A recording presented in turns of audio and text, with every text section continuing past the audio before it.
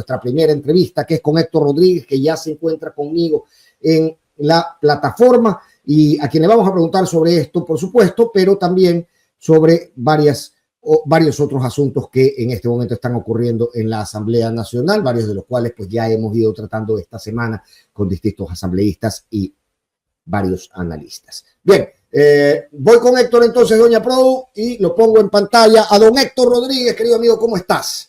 Fernando, muy buenos días, muchísimas gracias por el espacio, siempre a la orden.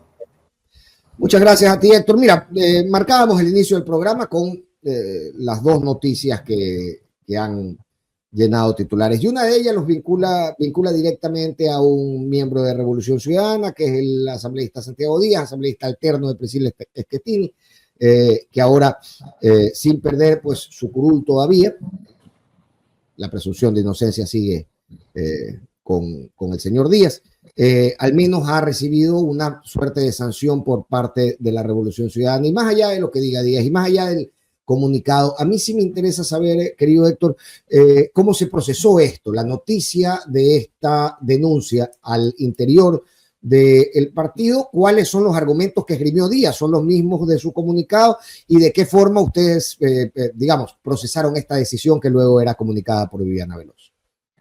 Bueno, creo que es importante dar un contexto. El derecho, más allá de la legítima defensa, establece un debido proceso que debe respetar las instancias judiciales del caso. Nuestra organización es de carácter político y como tal debe exprimirse también un razonamiento político para con nuestros afines y con la gente. Siempre del lado de las víctimas, siempre del lado de las víctimas. Nosotros tenemos una máxima que es el poder en la gente, y ese poder en la gente significa que primero se elimine cualquier vicio de revictimización de la posible víctima, y que se garantice el derecho a la defensa, por supuesto. Pero mientras tanto, Santiago Díaz pudo ser separado de la bancada, tuvo que ser separado del movimiento político, y nosotros de una manera muy, muy clara, cerrando filas, debemos decir que no debe haber paso a la impunidad, y peor aún a la opacidad o un falso espíritu de cuerpo dentro de la lógica de trabajo legislativo. Por eso también Santiago, haciendo uso de su derecho a la defensa, esgrime también sus argumentos en un comunicado público que se nos fue trasladado inmediatamente después de su publicación, en el cual evidentemente señala su inocencia, ¿no? Habrá que valorar dentro de los espacios judiciales cómo se procesen esos argumentos y cuáles son los alegatos en favor del hoy acusado. Pero es un aspecto judicial. En lo político nosotros reaccionamos como tenía que ser, cerrando filas en favor de la probable víctima.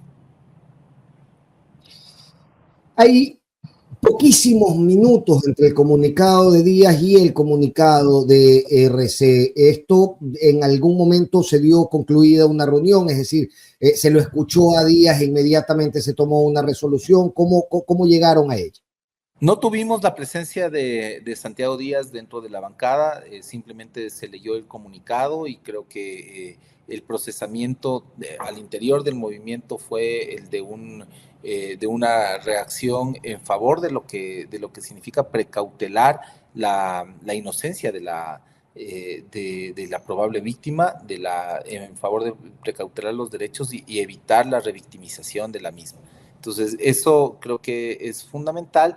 Y como digo, facilitar en toda ocasión cualquier colaboración que pueda merecer las autoridades competentes, sea de fiscalía o de cualquier otra instancia judicial, para poder esclarecer el hecho, ¿no? Nosotros no somos jueces, no somos autoridades judiciales. Desde nuestro ámbito eminentemente político nos limitamos a recibir los argumentos de un lado, la denuncia, y por supuesto en base a eso defender el bien superior, que es el bienestar de nuestros niños. Bien, Héctor, comprendido eso, vamos un poco a lo que es la labor meramente legislativa. Es una asamblea que, a pesar del eslogan de la nueva asamblea, el nuevo Ecuador, a pesar de que el propio presidente Olsen dice haber elevado muchísimo los porcentajes de aprobación con este manejo, al final es una asamblea que legisla mal y fiscaliza prácticamente en números nulos. ¿Cuál es tu evaluación hasta ahora de estos 2 meses?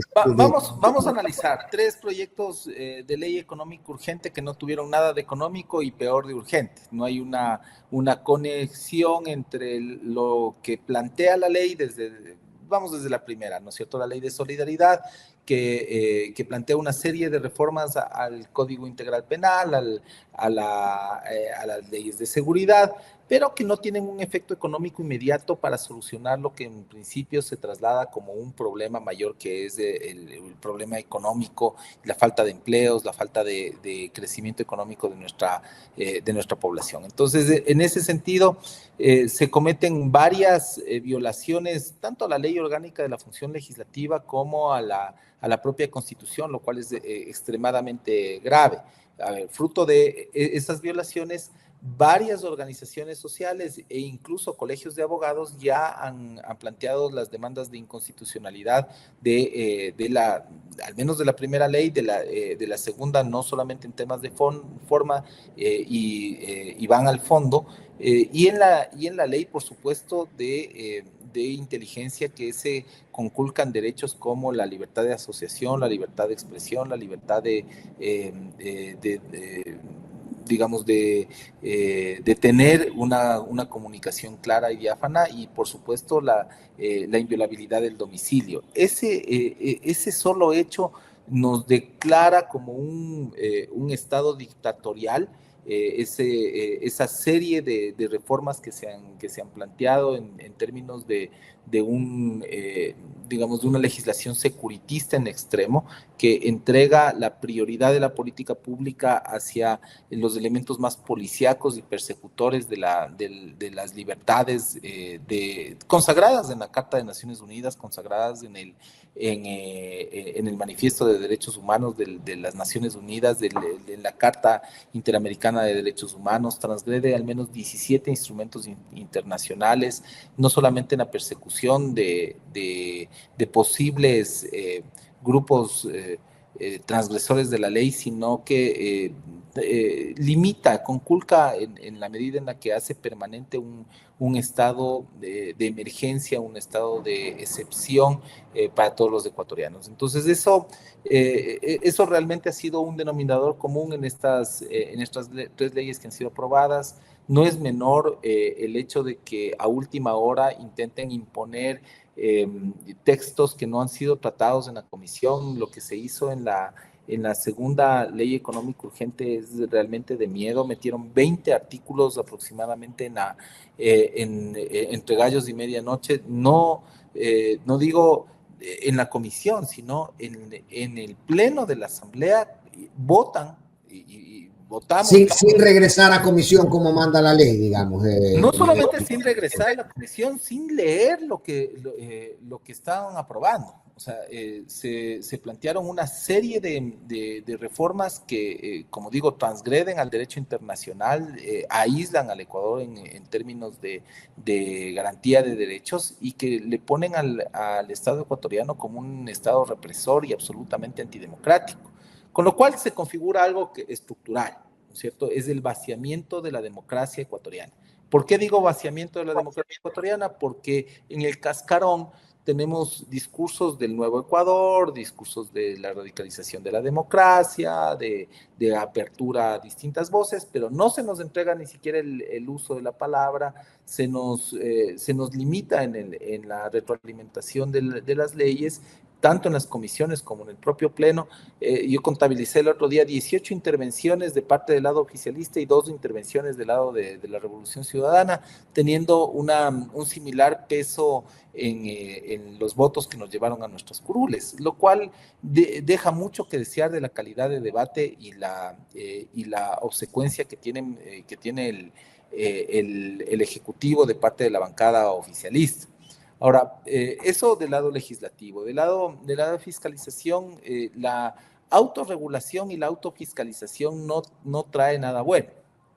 O sea, si es que tuviésemos una palabra para definir la fiscalización de parte de la bancada oficialista, es la opacidad, ¿cierto? Tanto en el lado de la fiscalización de Progen, que fue algo importante que emergió en la agenda pública, y que esta agenda pública reclama claridades en a dónde se fueron los anticipos, por qué no se declaró contratista incumplido con anterioridad, cómo se garantiza el fluido eléctrico de los hogares y las industrias ecuatorianas, cómo estamos preparándonos para el próximo estiaje, más allá de estos discursos altisonantes, un poco llamativos de la vocera gubernamental de que no van a haber cortes de electricidad. ¿Cuál es la base científica para aquello? Ya tenemos un estudio climatológico que nos dice el propio INAMI, cuáles son los modelos climáticos que se utilizaron para establecer que vamos a tener la suficiente electricidad,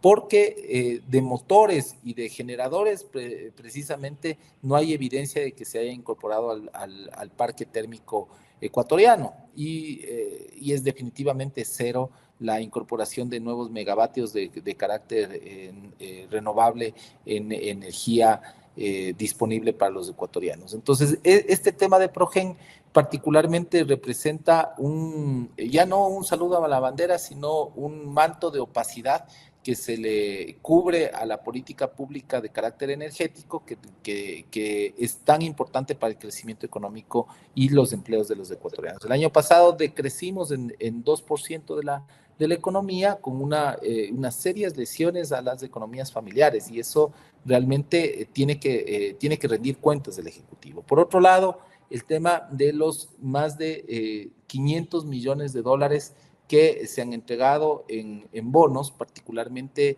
en la campaña electoral, bonos que no son menores en términos prácticos. Estamos hablando de una construcción de los bonos de que están anotados: bono del transporte, bono a militares, bono a policía, programa de incentivo Emprende, bono Cata, bono de jóvenes en acción, ecuatorianos en acción, indemnizaciones en Esmeraldas, el bono de la vivienda y arrendamiento, bono de migrantes retornados, que se entregaron en menos de 10 días durante la campaña electoral a manera de dádivas.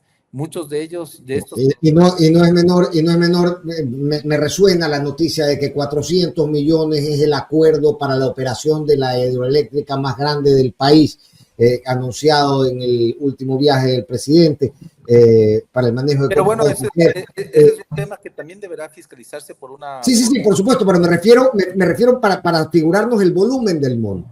Es decir, la operación de la más grande hidroeléctrica del país cuesta en los acuerdos generados de gobierno a gobierno 400 millones. En los últimos 10 días de campaña se regalaron 500 por parte del Estado ecuatoriano. No es menor. Los bonos regalados a diestra y siniestra por ADN, porque en ese momento no se podía distinguir entre el presidente y el candidato, los bonos regalados por ADN de la caja pública sin certificación presupuestaria y sin planificación alguna dentro del marco del Código Orgánico de Finanzas Públicas, eso le cuesta al Ecuador desprenderse de la mayor central hidroeléctrica del país. Ese es el costo de la demagogia de un presidente candidato que transgredió toda norma para poderse coronar como jerarca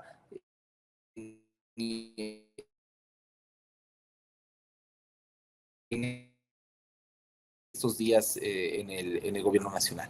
Pero digamos, de los efectos de este gran atraco que es para mí el tema de los bonos, tenemos un Consejo de Administración Legislativa presidido por Olsen, que arrebata la facultad legal de fiscalizar a la Comisión de Garantías Constitucionales y le entrega, como que si fuera un florón, le entrega a la Comisión de Transparencia. Cuando esto es ilegal, es absolutamente artero y va contra derecho. Hay una disposición expresa en la Ley Orgánica de la Función Legislativa, en la cual se establece que ninguna otra comisión podrá conocer un proceso de fiscalización que ya esté en curso en una comisión en específico. En este caso, el 16 de junio, la Comisión de Garantías Constitucionales tomó conocimiento y emprendió ya la fase de fiscalización del tema de los bonos, cuando en inicios de julio, o sea, 15 días después, el CAL se pronuncia en favor de una consulta que hace el asambleísta Jacome, líder de la Comisión de Transparencia, para entregarle y prohibirnos la fiscalización de los bonos entregados por el gobierno. Dicho sea de paso, no hay facultad expresa en derecho que nos pueda prohibir conocer de estos temas de manera individual, y lo seguiremos haciendo. Seguiremos consultando y seguiremos ejerciendo nuestro derecho a la fiscalización, y hemos reclamado como Comisión de Garantías Constitucionales, hemos reclamado al CAL para que se nos esclarezca cuál es la normativa con la cual sustenta una posición antiderecho, anti-ley, directamente, que nos intenta sumir a los ecuatorianos, no a los asambleístas, a los ecuatorianos, en un manto de opacidad que nada bien le hace a la política pública del país. Ahora, a mí me gustaría comprender la visión del CAL o la argumentación del CAL, porque por un lado previene la fiscalización de Progen porque Transparencia había iniciado supuestamente con estos pedidos de información ya un proceso de fiscalización, pero en este otro caso, en que es bastante más explícito el inicio del proceso de fiscalización de los bonos por parte de garantías jurisdiccionales, garantías constitucionales, perdón, lo que hace es exactamente lo contrario, es decir, ok, no, en razón de la competencia ya no importa la temporalidad, sino que de todas maneras vaya a Transparencia. ¿Tú conoces un poco cuál es la línea argumentativa que se manejó en esta discusión del CAL para no oponerse a su decisión de hace una semana nada más? Si nosotros leemos atentamente el oficio en el cual nos comunica el CAL que estamos sin competencia para conocer la fiscalización o iniciar el proceso de fiscalización de los bonos y las dádivas del gobierno nacional, definitivamente no hay una fundamentación en derecho, hay simplemente un atropello de la norma y una gestión apurada y a empellones de parte de la legislatura a cargo de Nils Olsen para tapar las barbaridades que hicieron con los bonos del gobierno nacional, ¿no? Entonces, ahí no hay una argumentación jurídica sólida, hay simplemente un champús de ideas en el cual dicen ser la instancia máxima de administración legislativa, sí, pero no puede irse en contra de la ley el CAL. Hace un segundo, cuando hablábamos de trabajo de construcción normativa de la Asamblea, que esto es el vaciamiento de la democracia. Y para evitar el vaciamiento existen tapones, y estos tapones son los organismos de control. En este momento, en la Corte Constitucional está, si se pueden, puestos los ojos alrededor de las decisiones que tomará en estas acciones de inconstitucionalidad, ya presentadas casi en número de decenas. Le llueven. El Colegio de Abogados hoy mismo presentó la primera de 3 acciones de inconstitucionalidad, y van a sumar al menos 6 en las leyes que ya han sido publicadas en el registro oficial, solo de parte del Colegio de Abogados. O sea, quitemos al grupo de interés, que puede ser un sindicato, que puede ser una asociación, que puede ser la propia CONAIE, etcétera, etcétera. Quitemos a los grupos de interés. Pongámonos solamente desde el punto de vista académico y técnico. Hay violaciones graves a la Constitución que no pueden pasarse por alto y que tienen que retroalimentar el proceso legislativo, que tiene enormes fallas, que no escucha razones, que simplemente quiere congraciarse con la falta de probidad y la falta de interés por el bien público de parte del gobierno nacional al enviar esos proyectos de ley vacuos de democracia. Ahora, dicho eso, existen, para hacer un mapeo de lo que está sucediendo en los organismos de control, ya decidió y ratificó el Tribunal Contencioso Electoral que Daniel Noboa, ahora que hablamos de los bonos y lo inidentificable que fue durante ese periodo el rol de presidente y el rol de candidato para la ciudadanía, en general de cara a una elección, ya ha ratificado que no ha el presidente de la República incumplido ninguna regulación en materia electoral. Ahora los ojos están puestos sobre la Corte Constitucional, que uno dice es un órgano técnico y no político, pero funciona en un entorno tremendamente politizado y no hay forma de que los jueces escapen de esa presión a la hora de mirar el cronómetro, mirar el calendario y definir sus posturas. Es probable que las leyes pasen parcialmente, incluso cuando este tipo de irregularidades se respiran artículo a artículo, casi transversalmente, atravesando la ley. Esto podría pasar, Héctor, ¿lo han previsto? Por supuesto, en un escenario de justicia cooptada y de organismos de control absolutamente serviles al poder del Ejecutivo, nosotros no podemos ser indiferentes ante esos escenarios políticos. Por eso hay los escenarios también internacionales para poder demandar los atropellos a las, como digo, a más de 17 instrumentos de derecho internacional que se están pisoteando. No descartamos la posibilidad incluso de llegar a cortes internacionales para demandar del Estado ecuatoriano su responsabilidad con una institucionalidad que es superior, que tiene que ser respetada y que tiene que brindarnos una seguridad jurídica que es un patrimonio de los ecuatorianos que no puede pisotear ningún gobierno.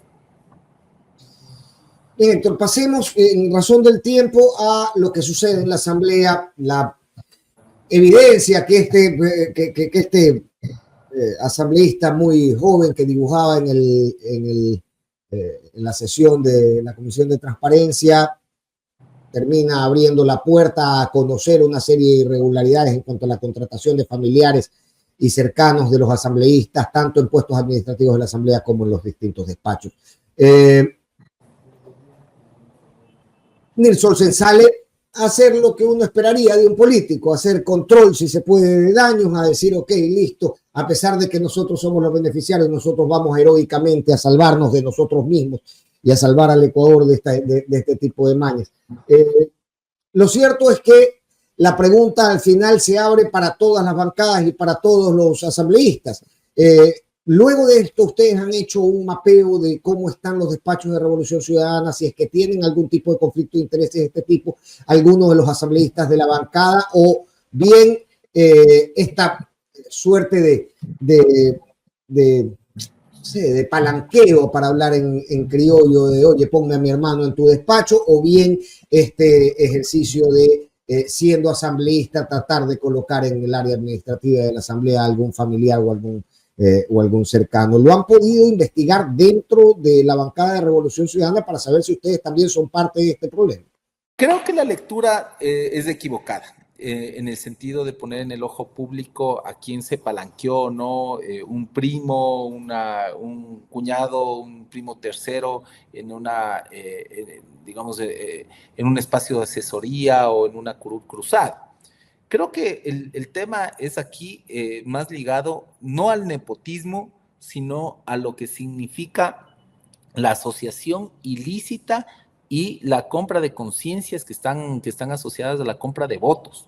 Entonces, es cómo transaccionaron desde ADN con las contrataciones de familiares y allegados a asambleístas para que puedan congraciarse con una propuesta legislativa que es absolutamente artera, vacua de democracia y totalmente en contra de los intereses del país. Entonces, ¿cómo compraron a varios asambleístas, incluyendo los ya públicos de Pachacuti y otros entre comillas independientes, que figuraron dentro de la lista de los beneficiarios de puestos dentro del Ejecutivo y dentro de otras funciones del Estado? Entonces, yo creo que el análisis es mucho más profundo de señalar de quién viene la primera piedra y que se atreva a tirar la primera piedra quien esté exento de culpa porque tú lo hiciste, yo tengo derecho también a hacerlo. Si tú lo hiciste hace 20 años, yo también tengo derecho de hacerlo y cállate la boca. No pasa por ahí. O sea, pasa por el hecho de que 2 desaciertos no hacen un acierto.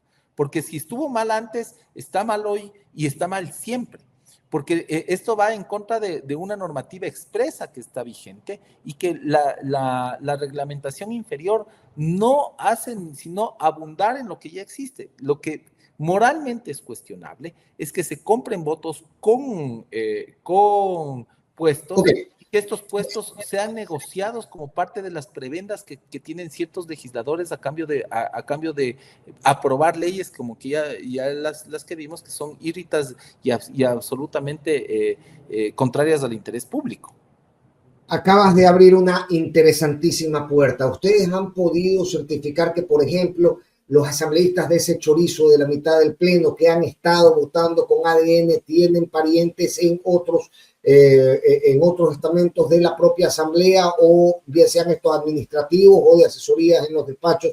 Estamos completando la información y oportunamente haremos saber al país cómo está compuesto esta compra de conciencias. Pero completando la información quiere decir que ya han avanzado en ello y que algún hilo han encontrado para tirar de él.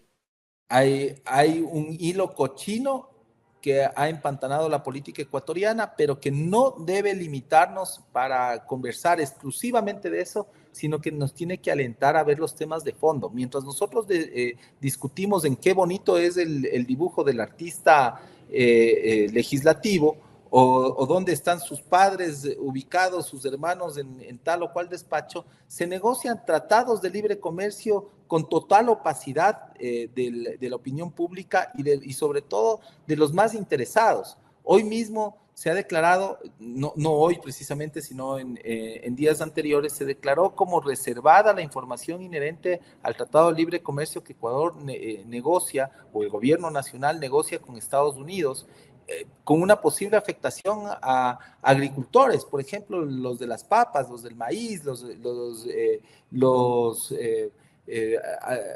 múltiples gremios de industriales que puedan ser afectados con un tratado de libre comercio que nos pone en riesgo frente a una posición absolutista de los Estados Unidos tratando de ganar mercados para compensar su déficit tanto comercial como de cuenta corriente, que ya es innombrable en la cantidad de ceros que tiene. Entonces, nosotros... Pero no es común eso, tal vez por interés del país que se sienta a negociar. Yo recuerdo, yo era funcionario en un momento en que todavía se negociaba, antes del gobierno de Correa, el Tratado de Libre Comercio con Estados Unidos, y se lo negociaba conjuntamente con Colombia. Y recuerdo que habían puntos críticos en los que ciertamente se mantenía reserva sobre estas discusiones. Claro, estas discusiones no eran directamente con Estados Unidos, sino para llegar a acuerdos en una postura conjunta con Colombia. Y, por ejemplo, los datos de pruebas de medicinas eran uno de estos, ahora tratando de recordar que era lo que se hacía. Pero debe ser común, ¿o no?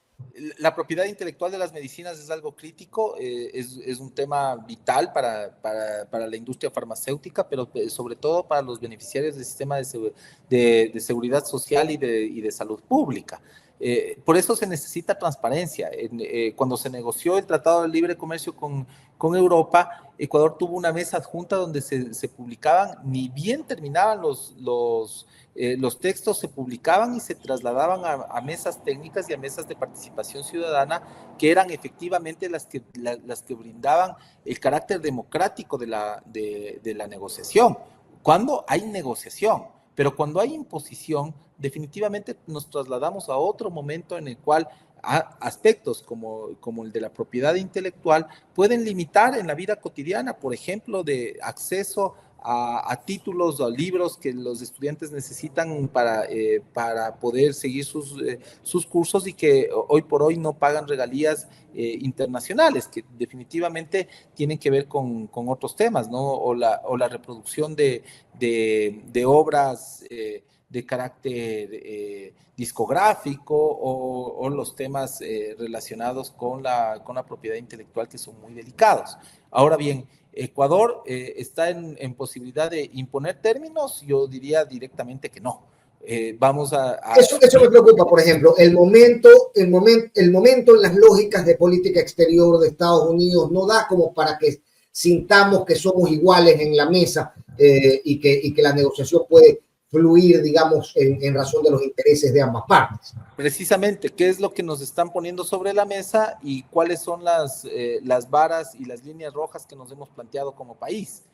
Creo que los agricultores del Carchi, los ganaderos de la Sierra Central, los industriales metalmecánicos del país merecen transparencia para el tratamiento de textos que van a reconfigurar definitivamente la orientación de un país que no tiene un proyecto precisamente de nación en el largo plazo. Antes podíamos decir que teníamos un proyecto de país que se calificaba como de desarrollo endógeno, sustitución de importaciones, orientación a exportaciones con alto valor agregado. Hoy no podemos decir eso de nuestro país.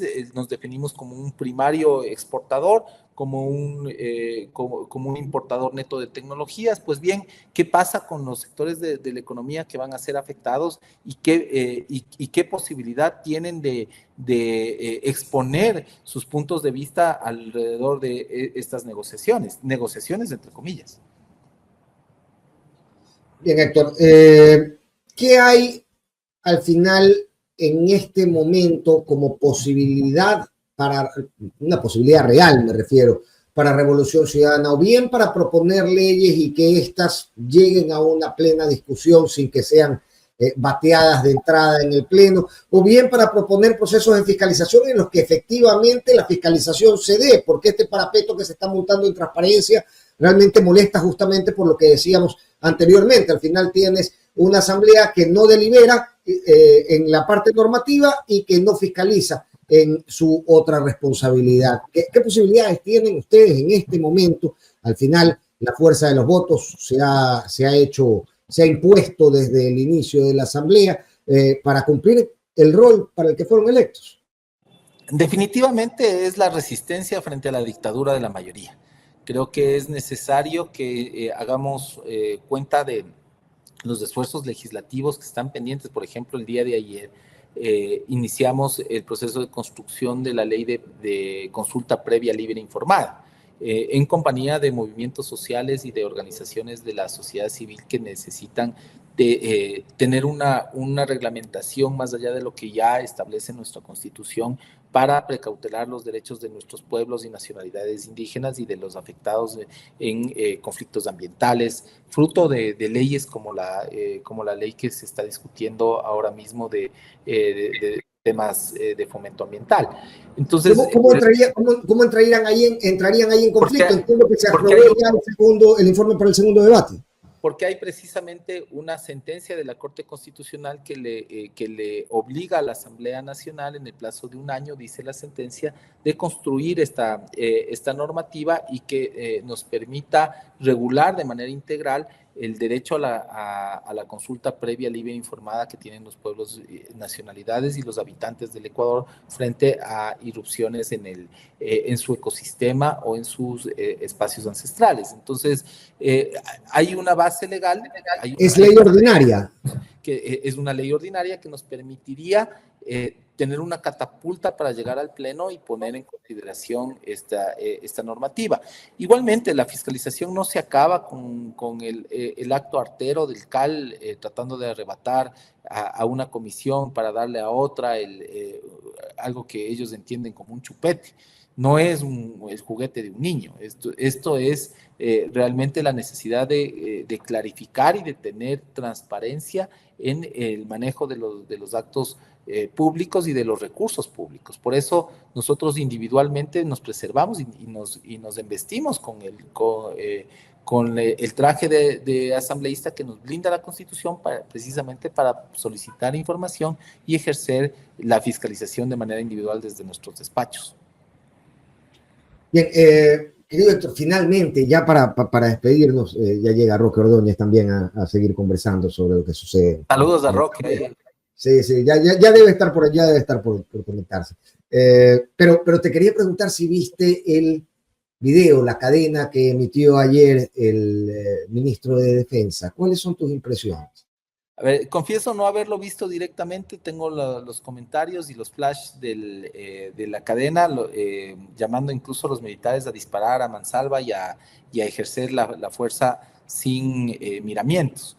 Estamos ante un Estado securitista, un Estado que ha priorizado las políticas policíacas en lugar de las políticas de desarrollo económico integral de las familias ecuatorianas, que no va a los asuntos de fondo, sino que se queda en la epidermis de un conflicto armado interno que no es otra cosa que una guerra civil declarada por el Estado ecuatoriano a un enemigo difuso, gelatinoso y absolutamente imperceptible desde la doctrina jurídica internacional. O sea, no es un sujeto de derecho, que como quieren mostrarlo en las leyes, no carece de subjetividad internacional un combatiente digamos, de una fuerza armada en conflicto con el Estado, como puede ser en un golpe de Estado, en una guerra interna, pero se le ha querido dar ese carácter para poder justificar al menos el 10%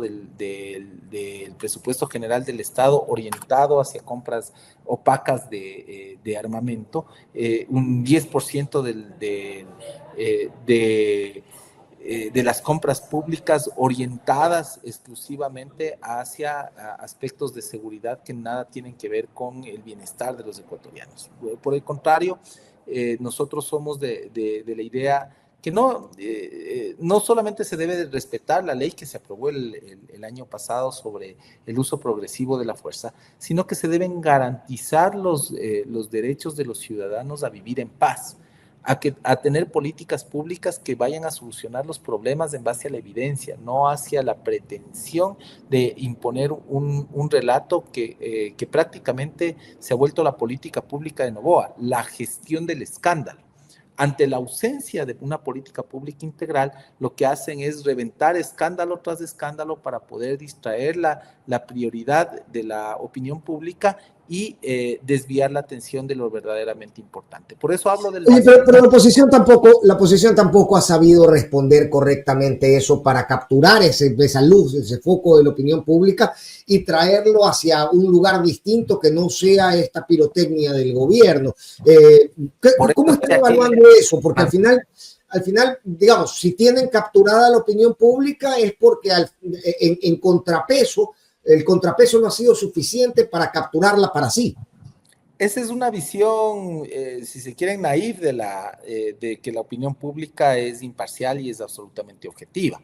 Pero hay intereses detrás de la opinión publicada que tiene claridades respecto de su economía política en relación con el gobierno. O sea, no podemos negar que Ecoavisa, por ejemplo, se debe a los intereses del grupo del Banco Guayaquil, o que Teleamazonas se debe a los intereses del Banco Pichincha a través de... Sí, me refería mucho más a lo que tú y yo consumimos a diario, ¿no?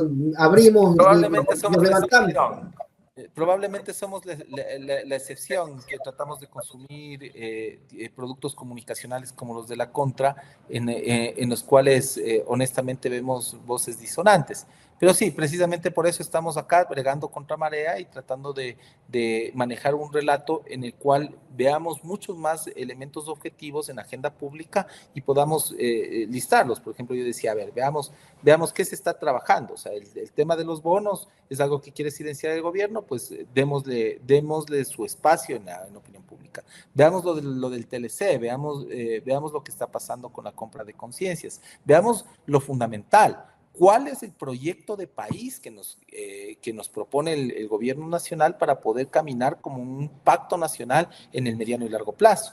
Y los ausentes están claramente identificados en esa agenda, ¿no es cierto? La falta de claridad de un gobierno que vive del like en un TikTok en el cual el presidente se sube al avión, se baja del avión, chupa un helado en Capri y va a una tienda de lujo en Florencia. Entonces, más allá de la parafernalia, como digo, en la que nos somete los grandes medios de comunicación, esto no es en corto, esto es realmente el problema de nuestra sociedad que le estamos legando a nuestros hijos. Alguien decía ayer en Twitter con creatividad y gracia que celebro, ¿no? Me acaban de robar. Por favor, envíenme una foto del presidente comprando algo en Milán, que la necesito para tranquilizarme. Es un poco un retrato crudo y satírico de la realidad que vivimos, pero por eso es necesario hablar de los problemas de fondo y no quedarnos en los zapatos del presidente o quedarnos en la marca de la cartera de la primera dama. Si es que eso es un título nobiliario, como quieren convertirlo ahora al rol de la esposa del presidente de la República. Bien.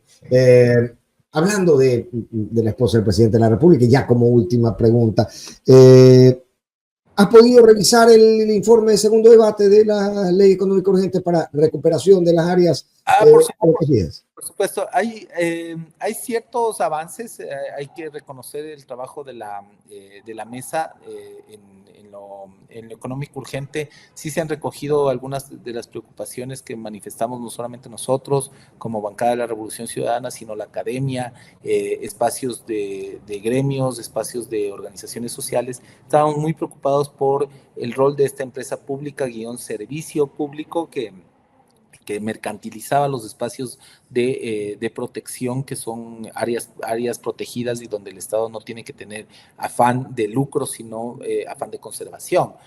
Segundo tema, la obligatoriedad de la consulta previa, libre e informada, que también está recogido, pero tenemos un temor grave después de lo que pasó en la segunda económica urgente de este periodo legislativo. Sí hay un temor de que a última hora lleguen legisladores tipo Castillo a imponer un vagón más en estas leyes trole y